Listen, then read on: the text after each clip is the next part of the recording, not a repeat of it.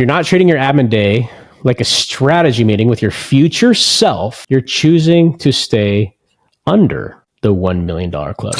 You can close the door and say, you know what? What are my goals? What are my numbers? Do I have the right tech stack? Do I have the right staff?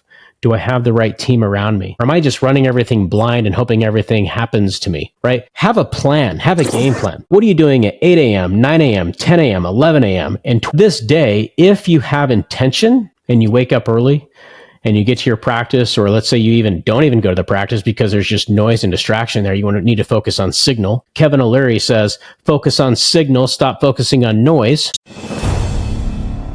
Hey, what's up, everybody? Cam Hemphill here, your host for the Medical Millionaire podcast. I have not done a personal recording in a couple of months. There's been something that's been on my mind for the past few weeks. I had some time today and I said, you know what? I'm going to drop some bombs today. I'm going to bring some serious knowledge. You guys know I have a lot of amazing guests on here, KOLs, business leaders, business owners, executives, people that have taken their practice from 0 to 7 to 8 figures, people that have sold companies. I've had people on the podcast that have sold companies for over $1 billion. Today, I want to focus on something that is absolutely critical as a provider practice owner. You guys need an admin day, all right? I know that some of you say, I have an admin day, my admin day is Monday. I have an admin day, my admin day is Wednesday. The question is, what are you doing on your admin day? Are you taking this admin day seriously? Are you intentional about your admin day? You see, my thoughts is your admin day is the most important day of the week. This gives you the chance to work on your practice, on your business, versus in your business, versus in your practice. This needs to be the day of intention. This is a powerful day of the week. I don't want you to think your admin day is a day to screw off. I know that we all have personal things that we have to accomplish. I know we're all mothers, fathers, we have kids, we have things that we have to do. Maybe we've got to change the oil in our car. We got to get our hair done. We got to get a shave. We got to get a massage. I get it. And I also think that there's a day and a time for that. But I want you to take your administrative day extremely serious. So your admin day is your business growth engine. The data-backed reasons you can't afford to ignore. I always am spitting facts, data, massive data points. I've surveyed the industry. I've had hundreds of people on this show. I have consolidated data from all of the tech companies, from all the major brands, from the industry. I've surveyed the industry. I've compiled it and I've analyzed it. The data is undisputable. It's not just theory. This isn't theory. This is data. And when I talk to you about the data of your practice, what are the KPIs? I'm sure you guys are sick and tired of hearing the word KPI. But it's important that you look at your numbers. Cost per lead, conversion rates, average cost per ticket, patient lifetime value, patient retention rates. What's your credibility score? How many patients of record do you have in your system? Right? What does your recurring revenue look like when it comes to memberships? These types of things. What exactly you should be doing during your admin day can set you up for the future. And how the top 10% of practices use this day to scale, retain clients, and build passive income. So let's jump in. I've set the stage there. But the admin day isn't when you catch up. It's not everything that you've put aside and it's just like all the stuff on your plate that you need to catch up on. It's not the day that you have a blank calendar.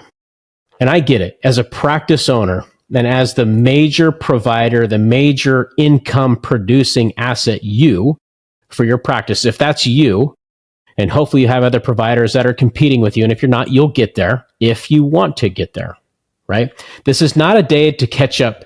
This is when you level up. That day on your calendar, if it's white, there's nothing on there, that should not be a stress reliever. That should be a concern. You need to be doing activities that move the needle forward for your practice. So practice time blocking.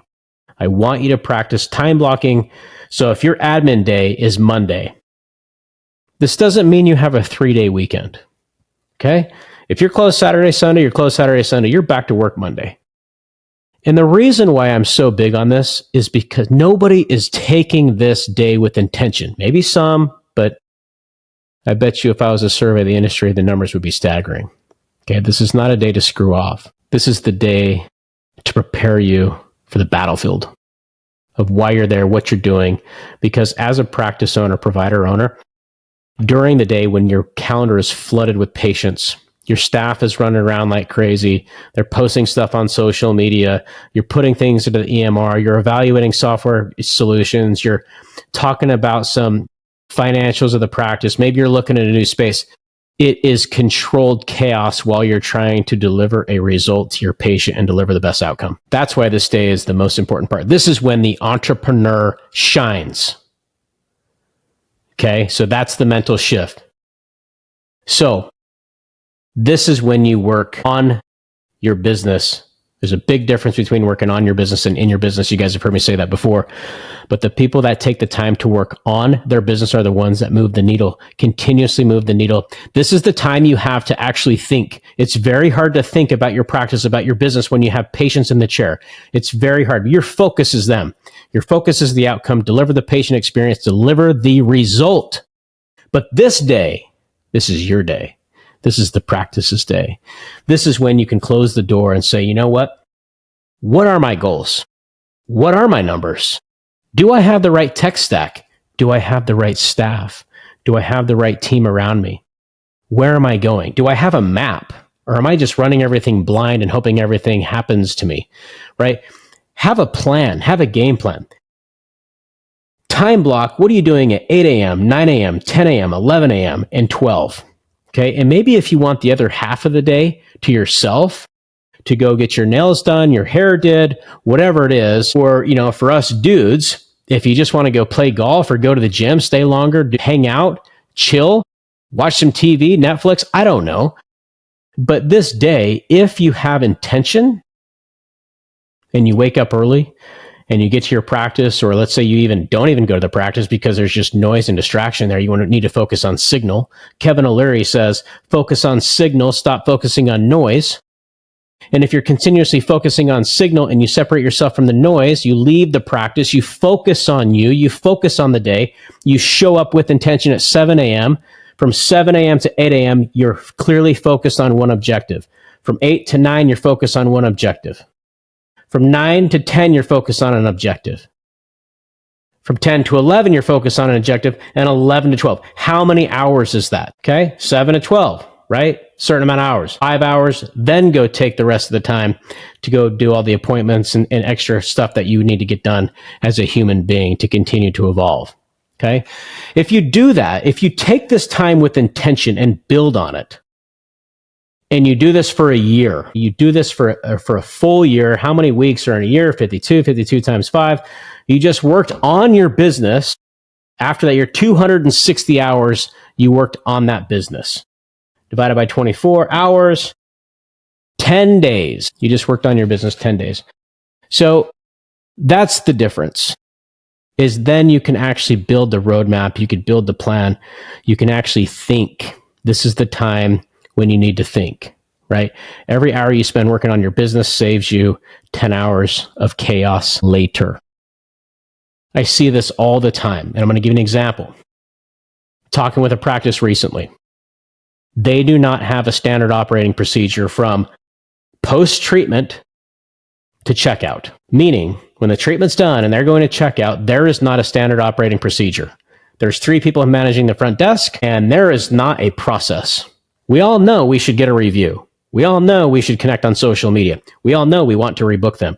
We all know we should probably tell them about our memberships. We all know that we should sell them some retail product. We all know these things, right? We know that. But there's not a standard operating procedure. And so what happens if all of a sudden that front desk turns over? You have no SOP. You have no standard operating procedure to fall back on and say, this is how we do things at XYZ Medical Aesthetics Practice. This is the standard operating procedure from treatment to checkout, right? So take the time to analyze every process within the practice. This is your business day. This is like the business day. What's working? What's not working? Do we have SOPs from when someone arrives? Do we have SOPs when someone departs? Do we have an SOP for when someone departs? How quickly are we reaching back out to them? Hey, how was your experience? Hey, how is the treatment? How are you recovering? How are things going? Reaching out to them, showing that you care. Having a system in place to have you follow up in 2 weeks, in 60 days, in 90 days, maybe 6 months out. Make a phone call. Hey, you were in here. You haven't come back in. Here's all the new cool things that we're doing at XYZ practice, right? Build these SOPs. I'm telling you, process will build motivation and crush motivation every single time. Because here's the thing. When you first start your practice, when you first start as an entrepreneur, you're the technician. But since you've had your practice for 1 year, 2 year, 3 year, 4 year, you're doing $1.5 million, you're doing $2.5 million, you're doing $3 million a year. Great income, great top line. Are you still the technician? Are you still the top income producer for the practice? Or have you fired yourself from objectives? Or has the practice gotten so big, you're not even sure what to do? You have no idea if you should change your EMR. You have no idea if your EMR is actually scalable for your type of practice, for your 3-room, 4-room, 10-room location, because it's still the same EMR you had since day one. You need to take the time to evaluate your tech. Is your marketing correct? Are you marketing on every single channel? If you guys think Instagram is the only channel, you're wrong. YouTube's powerful. It creates great SEO. You can do big videos on there, like long-term videos, right? Talking about your treatments, talking about the results, talking about what's working, what's not working, level up your expertise. Push all this stuff to YouTube. And then you can do shorts. Anything that you're doing a reel is also a short, right? So push that as a short. What about TikTok? Are you on TikTok? Are you active? And I've always said the most successful practices are truly the best marketers. And the reason why I say that is because they are the ones that create the most noise. They are the ones that are found. They're the ones that are heard. They are the ones that get noticed. So in your local market, what are you doing? Are you connecting with your community? Should you be? Have you not done that yet? Are you not getting familiar with the local, Chamber of Commerce? What about all the other local events that you're doing, right? Your community is surrounded by you, and you build the social media game, you build the community game. You need to focus on your marketing engine. Time after time again, I see lots of people active on Instagram. I think Instagram is a phenomenal channel. You guys actually do a phenomenal job on the organic social. I see everybody getting better and better and better. And, you're artists, right? You have this, most of you have this great knack for creating really beautiful, amazing content. I still talk to some people that are like, hey, I'm afraid to get on camera. I don't, feel comfortable with it. Well, all you're saying to yourself is you're okay with seeing less patients. And if that's your thing, that's okay. There's nothing wrong with that. Everybody's on their own journey. But if you're also going to say, hey, I want to scale, but hey, I also don't want to tap into these powerful resources that are available to help expand my reach, I have a hard time with that. Okay, so take this time to evaluate your business. Do you know what your finances are? Have you evaluated them? Do you know what your actual costs of goods sold are, broken down by inventory, broken down by everything you sell? Or is it just lumped together, cost of goods sold, and then your net income, and you have no idea what's profitable and what's not profitable? Like, you kind of think you do, but you actually don't have the specific percentage data points. How much revenue are you bringing in? I always hear, oh, we're going to double it this year. Our revenue is high. Our revenue is high. Medical aesthetics practices trade on net income. You guys, that's when you sell, or if you sell, or whatever you do, decide to do. I don't care. It's up to you, but I would encourage you to, if you intend to transact at some point, get the highest dollar. So medical aesthetics practices trade on net income, which is EBITDA. You could do $10 million a year, and if your EBITDA is zero, right, you're just overspending, and actually the practice is not going to trade. If you're doing half of that, 5 million in top line, your EBITDA is 2.5 million, that's going to trade out very nicely in the mid-teens in the millions. Okay. So ask yourself, are you still operating like a technician, or are you starting to operate like a, and if you have a hard time understanding, well, how do I operate as a CEO? I am a technician. I don't know. I never went to business school. I don't understand what a P&L is. I don't have no finance degree. I'm not a marketing major. I don't have a consultant. I don't have a coach. Start to read business books. I think a lot of practice owners and providers, we get stuck in this notion of just focusing on aesthetics. We go to all the conferences. I'm a big fan of conferences. You guys have heard me say that for a long time. Big fan of networking. But it's also important to surround yourself with other CEOs outside the industry. There is a ton of entrepreneurial local support in your market. There is a tremendous amount of books out there that are available on Amazon, Amazon Audible, YouTube. So when you're doing your morning workout, your morning jog, or whatever you're doing, tune in to this content, right? Go read how other successful entrepreneurs built their company, sold their company, learn about finance, learn about investing, learn about P&Ls. Start to digest that side of your brain. Start to download into your brain what these acronyms mean, why they're important to know. Start to operate like a CEO, CFO, VP of sales, if that's where you want to go. Okay, if you want to be a technician, that's okay. I don't have a problem with that. That's up to you. But I'm always hearing we want to grow, we want to scale, we want to grow, we want to scale, we want to grow, we want to scale. I haven't yet to meet a medical aesthetics practice owner or provider that says, no, we don't want to grow, we don't want to scale. I haven't met one yet. I'm waiting for the day. Maybe that day will come. I'm not sure. I've been at this, for almost 11 years now, and I have yet to find a practice owner say that to me. So technicians do treatments. CEOs build systems. CEOs build teams. CEOs build marketing that fills the chair. So look at your utilization rates. How many rooms do you have? How many providers do you have? How much revenue are you bringing in per hour per provider? What does that look like? How much are you selling in retail sales? What does that look like? And how much should you be selling? And if you don't know what you should be selling, there's great benchmark data out there. I'd be happy to even show you what the benchmarks are if you'd like. So let me just show you and talk about some data points for a minute. And I always like to drop some stats. But let me hit you just with some hard hitting data. So from 2004 to 2005, Aesthetic and MedSpa reports that 69% of med spas make less than $1 million annually. 69%. And many of them don't have any structured admin day. Okay, so let that sink in. The top performing med spas are seeing 175% more membership sales, 30% more revenue, and 36% more package sales after implementing system drive platforms. Okay, so the top performing practices, they see 175% more membership sales. You believe that? It's crazy, right? This is data from you guys. This is data from your systems. 30% more revenue and 36% more package sales after implementing keyword there, systems that drive the platform via you. 40% of potential clients walk away. So here you are spending money on marketing, 40% walk away. That means either you have a sales problem, whoever's taking the phone, or you don't have a system. What is it? Let's find out, right? So 40% of potential clients walk away from high-ticket treatments due to price friction. If you're not planning your offers or financing strategy on admin day, you're losing out. Practices that add locations grew by 15%, not because of luck, because of planning, forecasting, and strategy. Okay, I also see this too. Most practices want to open up location 2 before utilization rates or capacity is where it should be before location 2 comes. What do I mean by that? Let me give you a nice little analogy.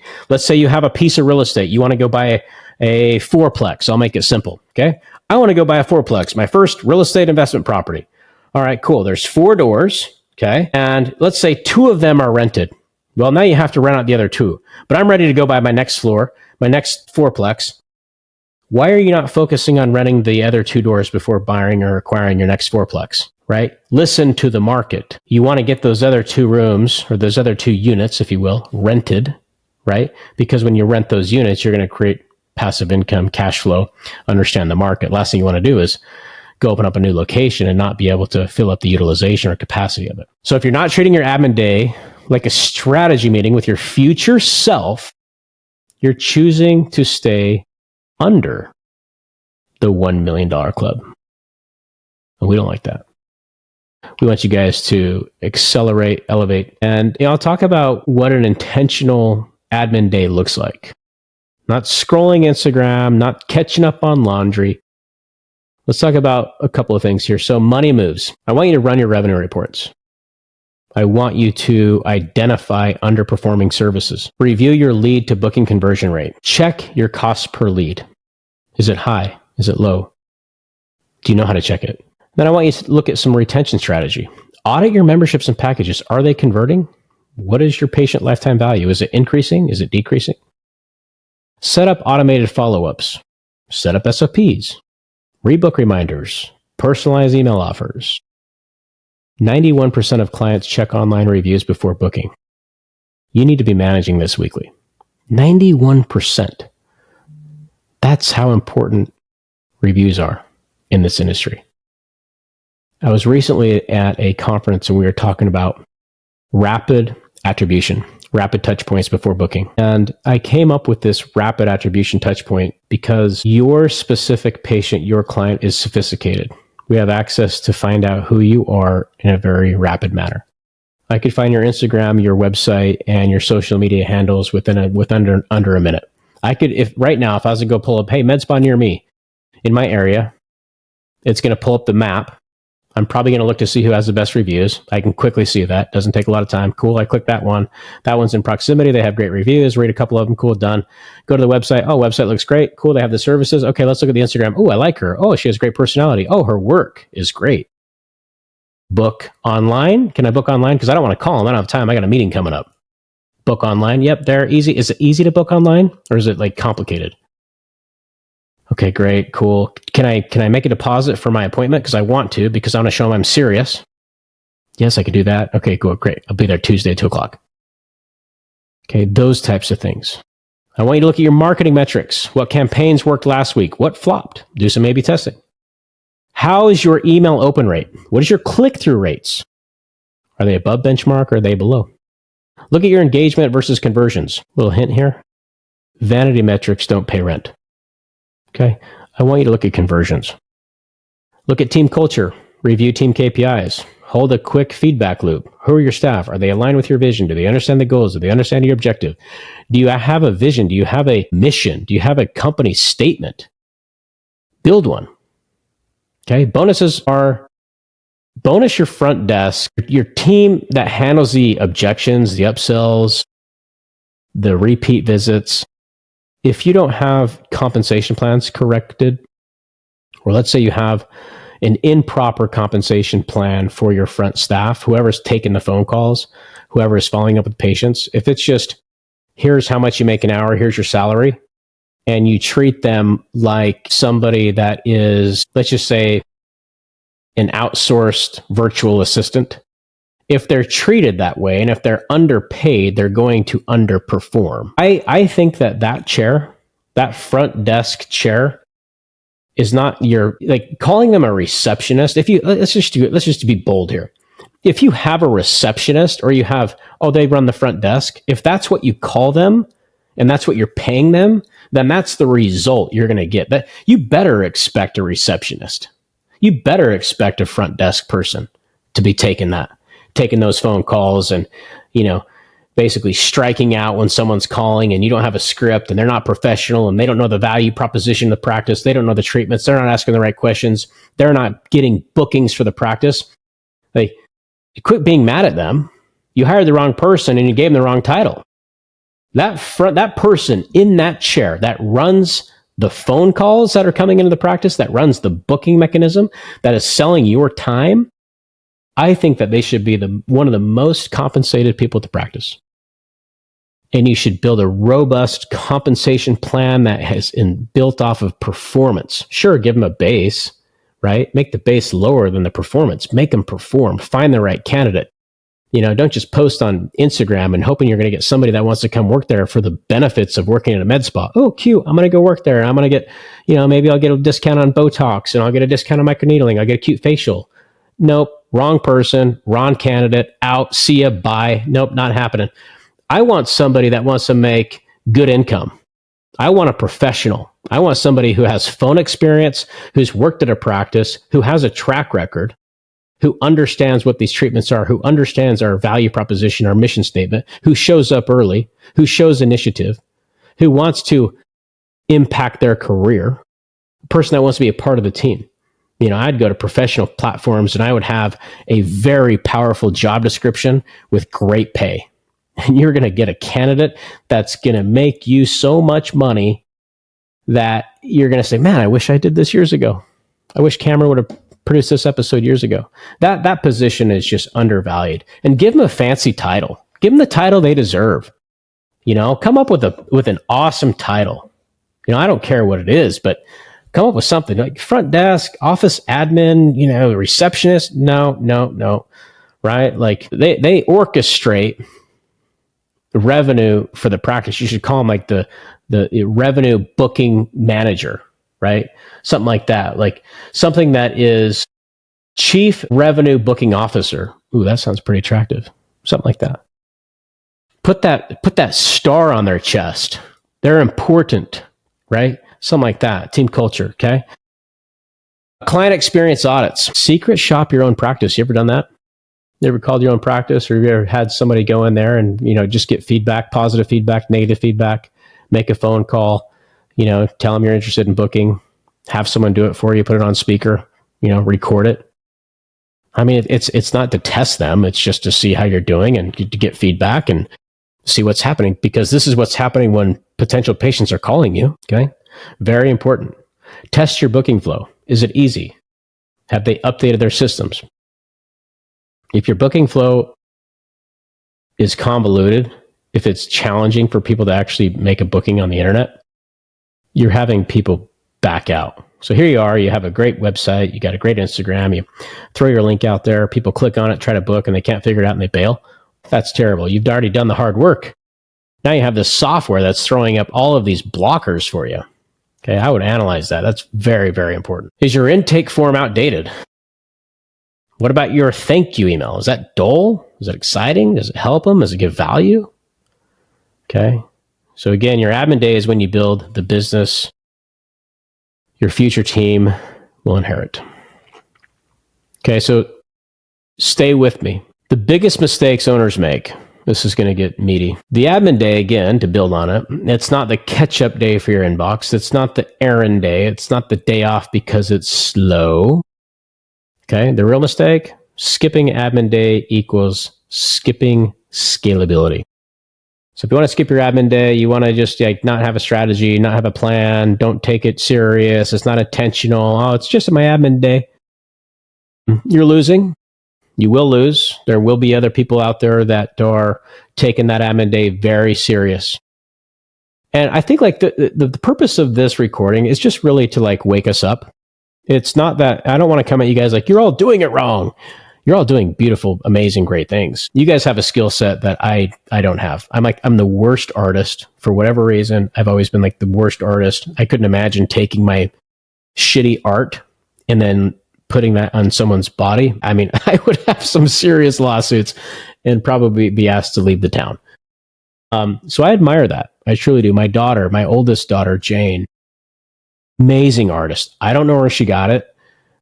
Maybe her mom. Her mom is an amazing artist. That's probably why. But she definitely didn't get it from me. And I can see the beauty from her art. She's an incredible drawer, incredible color. I'm bad at all art for whatever reason.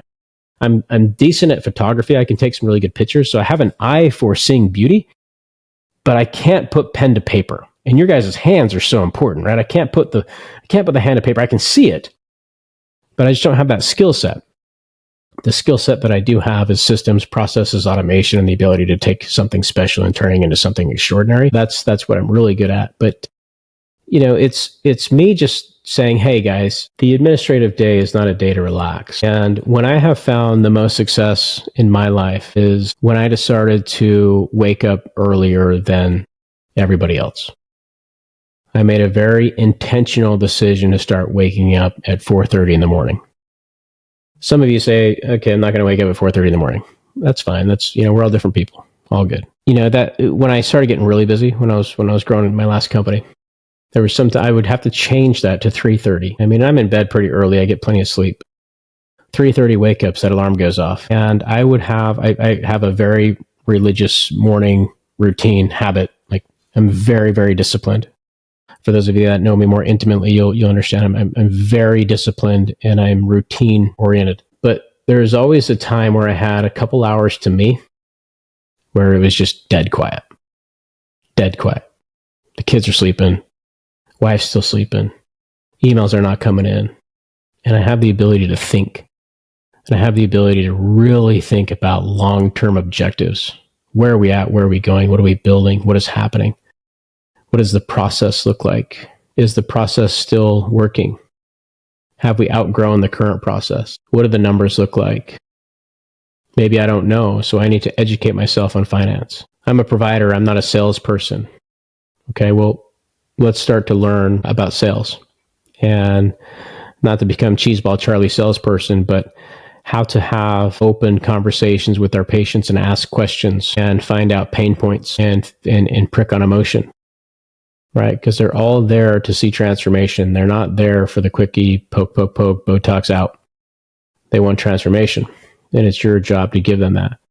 So the admin days are the quiet hours, right? They're the quiet hours to give you the ability to think, right? So if you're waiting until things calm down, let me save you the suspense. They won't. They're never going to calm down. I mean, look back on the last year. Were things calming down? Was there ever a time where things were calming down? I can't think of that. So growth creates complexity, and only intentional strategy simplifies it. Ooh, let me come up with that one again.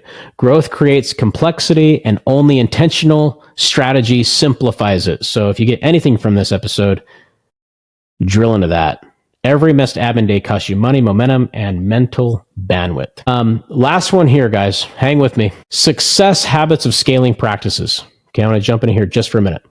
Okay, what the top 10% of owners do. They never treat admin day as optional. They set quarterly rocks and break them down weekly. They use very sophisticated tools. Very sophisticated tools. What is their tech stack? What is their patient experience? What is their marketing strategy? What is their plan? What is working? What's not working? What's talking to what? What's not talking to what? They automate and delegate everything that doesn't require their genius zone. Again, they automate and delegate everything that doesn't require their genius zone. They work on the brand, not just under the logo. They work on the brand, not just under that logo that they hang up. This is the brand. Nike, is it a brand or a logo? It's a brand. What is their mission? What is Nike's mission? Sure, they sell shoes, hats, all sorts of apparel, right? But what's their mission? It's greatness. They sell greatness. So here's the challenge. Next week, protect one day of your business. Your business depends on it, because it does. Block it off. Turn off your phone. Wear the CEO hat. Change a hat. Wear a hat. I always have a hat on. Maybe because I'm bald. Maybe because I have worked too many days in my life. I don't know. I don't care. I like wearing hats. So maybe put a hat on. Your admin day is your growth day, your wealth building day, your legacy day. You're not playing small. You're not playing small anymore. It all starts with how you lead yourself behind the scenes. I appreciate your time. Thank you guys so much. Again, if you found this particular episode, the content that I put out here valuable, please share it. Please share it with a colleague. Like the podcast. Review the podcast. I don't ask that a whole lot. I'd love to see some reviews and some feedback. I truly just do this out of the kindness of my heart. It's not for any monetization purposes. It's not for any accolades for myself. I truly feel like I'm here to bring you value, to bring you content. And if I can just, anybody's ear that's listening and getting value, and they can just go implement this and they can make more money from it, my soul is full. You guys lift me up. And that's the reason I like to continue to produce these episodes. Much love, everybody. Till next time, happy injecting.